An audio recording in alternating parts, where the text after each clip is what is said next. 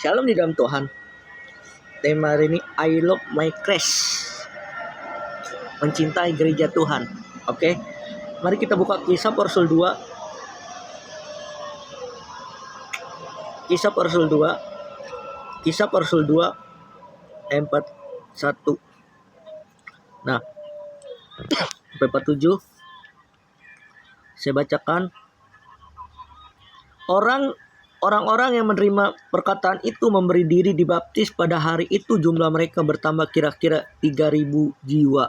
Mereka bertekun dalam pengajaran rasul-rasul dan persekutuan, dan mereka selalu berkumpul untuk memecahkan roti dan berdoa.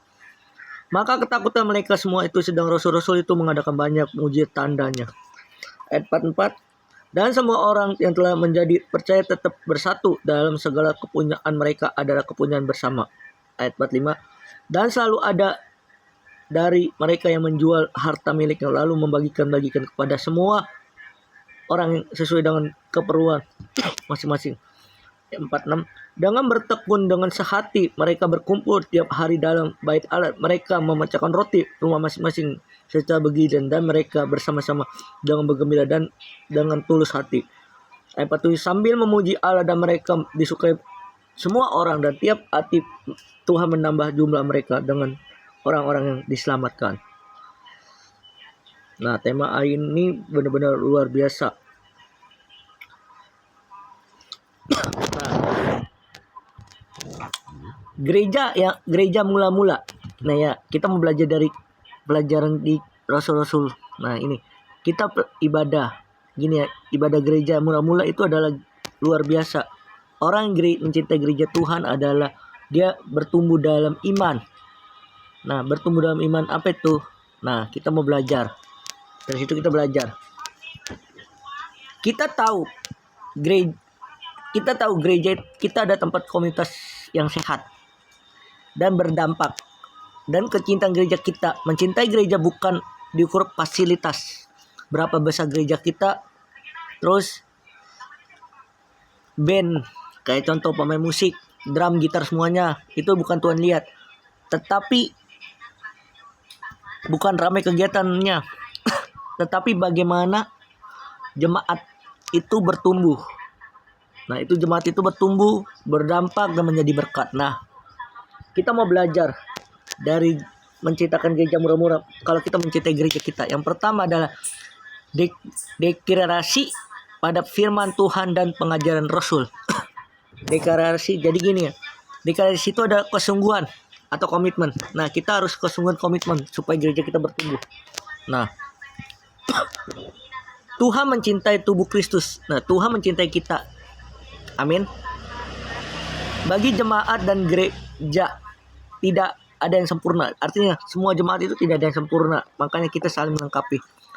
Situasi mengalami gesekan, kecewaan, proses Tuhan bentuk kita. Nah, situasi apapun, misalnya banyak gesekan, proses untuk Tuhan membentuk kita. Artinya belajar mengasihi. Nah, jemaat bertekun dalam firman Tuhan. Artinya jemaat itu bertekun dalam pengajaran firman Tuhan.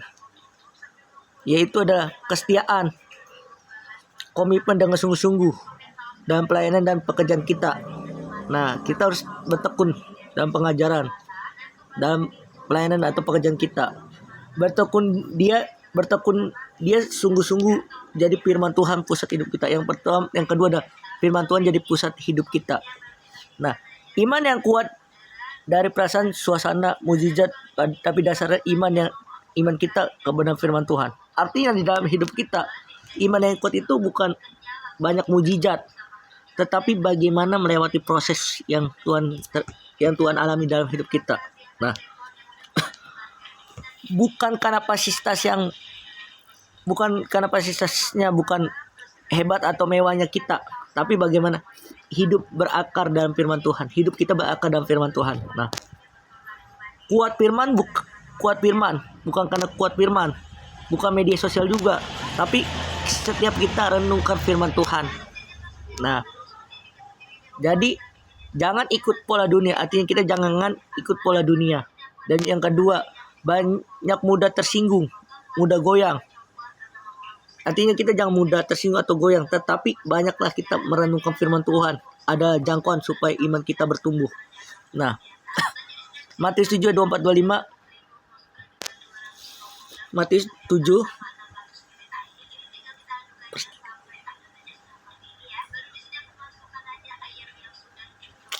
Setiap orang yang mendengar perkataanku dan melakukannya sama seperti orang bijak yang mendirikan rumahnya di atas batu. Kemudian turunnya hujan dan datanglah banjir. Lalu angin itu melanda, rumah itu tidak akan rubuh sebab dirikan di atas batu. Artinya dalam firman ini menjelaskan bahwa setiap mendengar dan melakukan firman Tuhan, masalah yang terjadi dalam hidup kita, dia tidak akan goyang. Dia tetap semangat, tetap bijak. Nah itu. Jadi kita harus menjadi pelaku firman Tuhan.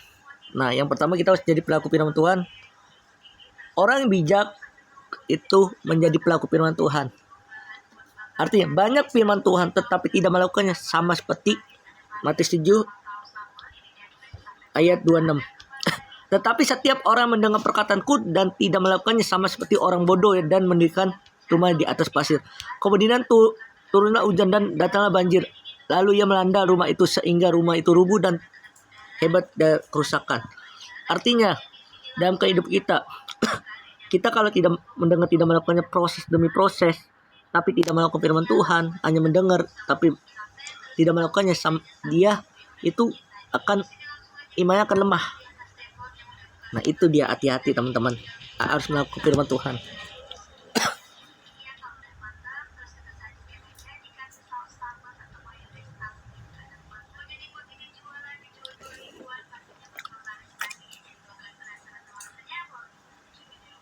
Ingat, firman Tuhan adalah dasar hidup kita. Artinya di dalam hidup kita ada firman Tuhan. Amin. Gereja yang sehat adalah gereja yang lapar dan haus akan firman Tuhan. Ada pusat hidup kita. Artinya kalau gereja kita mau sehat, kita harus menjadikan pondasi firman Tuhan. Nah, yang kedua adalah komunitas yang hidup. Nah, persekutuan ibadah bukan kumpulan rame. Jadi bukan hanya rutinitas, tetapi ketika kita mendengar firman Tuhan, punya motivasi, punya prinsip, yaitu adalah kita bukan gereja rutinitas, datang duduk diam, bukan, tapi menjadi pelaku firman Tuhan. Nah, komunitas yang hidup, gereja yang hidup, itu memiliki komunitas yang persekutuan yang kuat, artinya bertumbuh dalam iman. Nah, bukannya dengan khotbah satu sama lain, tetapi yang pertama saling mengenal, saling mengasihi, saling menopang, saling menolong, dan saling menghargai. Nah itu. Nah, persekutuan artinya kasih diwujudkan bukan dari perkataan tapi tindakan. Bukan dari perkataan tetapi tindakan kita. Bagaimana tindakan kita? Gereja bukan tempat ibadah tapi keluarga rohani. Artinya gereja itu bukan tempat ibadah tetapi keluarga rohani kita. Nah, kemudian demikian komunitas rohani. Itu ada tempat rumah kita kedua. Amin. Media sosial banyak orang kesepian masa sulit. Nah, contoh kita media sosial TikTok terkenal begini-begini, tetapi dalam kehidupan kita masa kesepian, terus menghadapi sulit. Hati-hati teman-teman. Nah, di tengah banyak orang mengikuti tapi tidak peduli. Orang tersenyum di IG atau padahal nih ya, kita tersenyum di media sosial begini. Tetapi dalam senyum kita merasa hati sakit, terus merasa benci, terus merasa tidak damai, terus banyak masalah. Nah itu, kita harus ke komunitas, itu gereja. Nah, sedangkan sakit hati menangis sendiri dunia. Nah, kita harus, nah itu. Sedangkan lapar komunitas yang peduli, yang bisa terima kasih, gereja yang sehat. Nah, kita sakit hati, iri, benci semuanya, kita datang ke gereja, kita berdoa. Nah, yang pertama mendengar, mendoakan, mengasihi. Nah, artinya kita doakan, kita dengar, kita doakan, kita kasih, dan saling menghargai. Gereja adalah keluarga rohani. Nah, gereja ada keluarga rohani, komunitas rohani ada komunitas rohani adalah keluarga rohani. Nah itu dia. Yang ketiga, ibadah kehidupan rohani yang dinamis. Nah, kita memiliki ibadah yang dinamis, kehidupan yang dinamis. Nah, jemaat ibadah dengan sukacita. Nah, kita beribadah dengan sukacita. Sukacita kekuatan dari Tuhan penuh kudus. Enggak. Nah, gini, kita sukacita, enggak malas-malas memuji Tuhan. Bukan setengah-setengah kita memuji Tuhan. Oh Tuhan, bukan, tapi dengan semangat. Oh Tuhan, oh Tuhan. Nah, dan dipenuhi Roh Kudus. Kita harus dipenuhi Roh Kudus. Bukan formalitas, bukan datang duduk diam, tetapi hidup dengan sukacita. Nah, hidup dengan sukacita. Kurangi musik bukan berdasarkan fasilitas. Nah, bukan karena kita kurang musik, bukan. Tetapi fasilitas itu melengkapi. Jadi jemaat mula-mula itu nggak ada musik, tetapi dia dengan sukacita. Demikian kita nggak ada musik, nggak ada apapun, tetap memuji dengan sukacita. Amin. Ibadah bukan kewajiban. Ingat, ibadah bukan karena kewajiban, tapi hubungan kita dengan Tuhan. Nah, waktu ibadah karena tuntutan orang percaya, bukan. Tapi karena hubungan kita dengan Tuhan. Hubungan kita dengan Tuhan erat. Tidak sungguh-sungguh berjumpa dengan Tuhan. Contoh, ke gereja mencari jodoh. Tapi gini ya, ke gereja itu boleh. Bukan ke gereja mencari jodoh itu sebenarnya nggak boleh. Tapi kita ke gereja dengan sukacita, sekali aja kita dapat jodoh di gereja. Nah itu.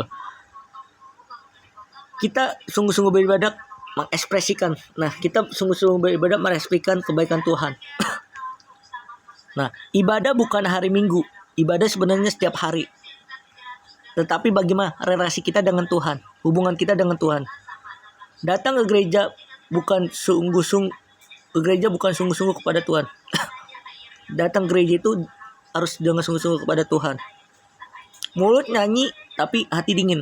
Hati-hati, hati kita harus periksa. Mulut hati kita harus benar-benar mengekspresikan kebaikan Tuhan. Bukan dingin. Tidak berubah karakter. Ke gereja setiap hari Minggu, tapi tidak ada perubahan, itu nil. Tapi ke gereja harus ada perubahan. Ada pertumbuhan dan perubahan. Nah, ada pertumbuhan dan perubahan. Harus ada pertumbuhan dan perubahan karakter kita. Ibadah kita hanya formalitas. Hati-hati, ibadah kita bukan hanya formalitas, tetapi sungguh-sungguh. Nah, intinya mulai dari hati, mengekspresikan kebaikan Tuhan. Nah, itu dia. Yang keempat, kesaksian berdampak keluar. Nah, ini dia nih. Disukai banyak orang ditambah setiap orang Tuhan bekerja jiwa. Nah, kalau kita baik melakukan firman Tuhan, banyak orang yang suka, pasti banyak pertobatan. Nah, dia. Kristus hidup di dalam hidup kita. Kristus hidup di dalam hidup kita. Artinya Kristus telah hidup di dalam hidup kita. Kita harus memperhatikan Kristus. Amin. Di dalam hidup kita. Jemaat mula-mula adalah kasih. Nah, kita harus memiliki kasih dalam hidup kita. Tidak memiliki dunia. Kita harus tidak memiliki dunia. Nah, ada perbedaan antara orang dunia dan kita. Orang dunia itu memiliki sifat yang tidak sukacita, tidak memiliki, ya begitu dah. Tidak ada kepedulian, tidak ada damai sejahtera, tidak ada yang tulus. Nah, tetapi kalau karakter Tuhan itu ada kasih, sukacita, kepedulian, damai sejahtera, dan ketulusan hati. Nah, pikiran yang berbeda, bergaul yang tidak dengan tulus. Nah, artinya kita harus mempunyai pikiran yang tulus dan pergaulan yang kalau dunia tidak tulus. Tapi kalau memiliki karakter Tuhan, pikirannya harus tulus dan bergaul dengan orang-orang yang mengerti kebenaran firman Tuhan, yang tulus dari hati. Kita harus membawa kesaksian dalam hidupnya. Kita harus memiliki kesaksian di dalam rumah tangga, terus keluarga dan seterusnya. Banyak orang tertarik bukan kehidupan yang mereka lihat. Banyak orang tertarik ke gereja bukan karena dilihat itunya, tetapi bagaimana respon kita. Nah, Dari orang percaya khotbah yang bagus tapi tidak tertarik. Nah, kita khotbah bagus, tetapi dalam kehidupan keluarganya ya mohon maaf tidak baik gitu. Jadi bukan jadi berkat. Nah, kalau orang tertarik mencerminkan karakter Tuhan. Orang itu tertarik kalau kita mencerminkan karakter Tuhan. Bersikap baik dan benar. Kita harus bersikap baik dan benar. Nah, gereja sibuk ke dalam. Bukan hanya sibuk ke dalam, tapi harus sibuk keluar juga. Konflik saling menjatuhkan. Nah, kalau gereja di dalam itu konflik menjatuhkan. Hati-hati teman-teman. Tapi kalau gereja keluar itu menjadi berkat. Tapi berdampak di luar. Tapi berdampak di luar tadi kita. Gereja bukan tempat nyaman. Ingat, gereja bukan tempat nyaman, tapi menerangi dunia. Kita harus menerangi dunia dengan karakter kita. Keluarga saling percaya, harus saling mengasihi, tetap hidup kudus. Anak-anak muda di tengah pergaulan. Kita harus hidup kudus di tengah-tengah dalam pergaulan ini. Kita harus hidup kudus. Kita sebagai orang percaya memiliki prinsip firman Tuhan. Dunia membaca orang percaya jadi surat terbuka. Nah, kita harus menjadi saling berkat. Nah, intinya kalau kita mencintai gereja Tuhan atau I love my Christ, kita harus berdampak. Tuhan memberkati.